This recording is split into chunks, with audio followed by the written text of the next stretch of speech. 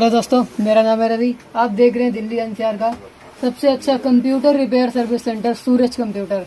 आज हमारे पास एक HP का लैपटॉप आया है जिसका मॉडल है HP 15BA। इसमें प्रॉब्लम ये आ रही है कि ये ऑन नहीं हो रहा है। जब मैं इसका ये चार्जर लगाता हूँ, मैंने इस पर चार्जर कनेक्ट कर दिया है और अब मैं इसको ऑन करने की ट्राई करता हूँ तो ये ऑन नहीं हो रहा है। इसको मैंने ऑन किया, प्रेस किया बटन, बट ये ऑन नहीं हो रहा। कोई इसमें कुछ भी नहीं हो रहा। मैंने इसको बैक साइड से खोल दिया पूरा।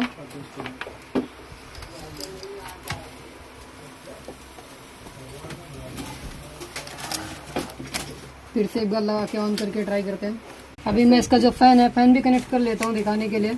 उसके बाद फिर से लगा के ऑन करते हैं इसको। मैं इसका पावर जैक कनेक्ट कर लेता हूँ। अब मैं इसको ऑन कर रहा हूँ, बटन में प्रेस कर रहा हूँ, लेकिन इसमें कोई मूवमेंट नहीं हो रही। तो इस कंडीशन में मदर